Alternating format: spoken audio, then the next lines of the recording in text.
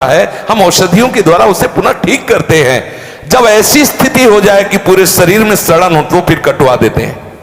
जब ऐसी स्थिति हो जाए कि बहुत बार समझाने पर भी धर्म विरुद्ध आचरण, तो फिर अपने भारतीय संविधान में तलाक की व्यवस्था है।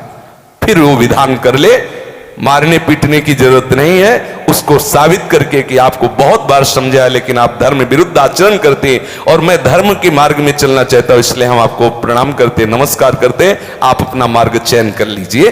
दंड देने का विधान सरकार को है, स्वयं को नहीं। पहले प्यार के द्वारा समझाए, ना समझ में आए तो संबंध खत्म कर दे, लेकिन उसे किसी भी तरह से ऐसे प्रताड़ित ना करे जो हमारे राज्य विधान के विपरीत पड़े, जो हमारे राज्य संविधान के विपरीत पड़े। पहले प्रश्न का उत्तर।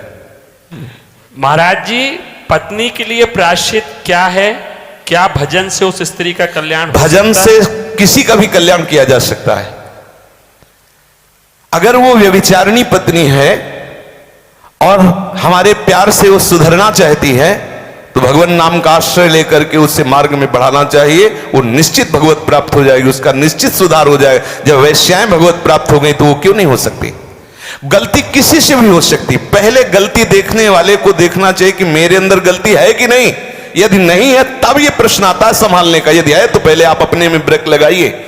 आप चलो भ्रष्ट आचरण से और उसको बनाना चाहो पतिव्रता तो असंभव। यदि आप सत्य मार्ग से चलोगे तो आप में वो दम है, वो प्यार है, उसे समझाया जा सकता है। कितने ऐसे सद्भावना वाले हुए हैं कि संस्कारवश वैश्यालय में फंसी हुई लड़कियों को उन्होंने पत्नी स्वीकार किया और एक सदगृहस्थी की तरह जीवन उनको यापन करने का अवसर दिया। फिर वो तो पत्नी है, यदि वो स्वभावश गलती कर जाती है तो ऐसा नहीं कि आप उसको दंड दें।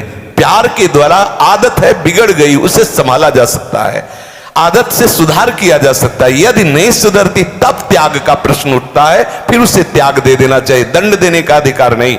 कोई ये कि किसी तरह भी ऐसी पत्नी को मार देना चाहिए, नहीं, ऐसा अधिकार नहीं।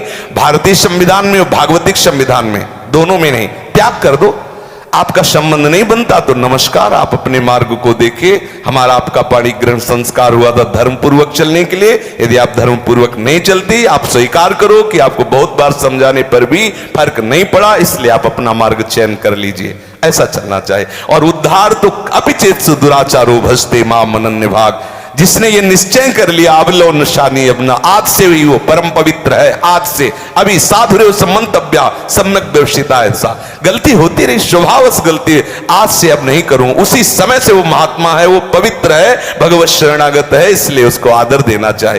कल ये पापी था, ऐसी बात ध्यान करके हम उसका कभी अनादर न करें। कल भूल से उससे गलती हो गई, आज उसने निश्चय कर लिया अब नहीं करूंगा, उसे भरपूर प्यार। मुझे तो लगता है प्यार से पशु को अधीन किया जा सकता है तो स्त्री को क्यों नहीं अधीन किया जा सकता?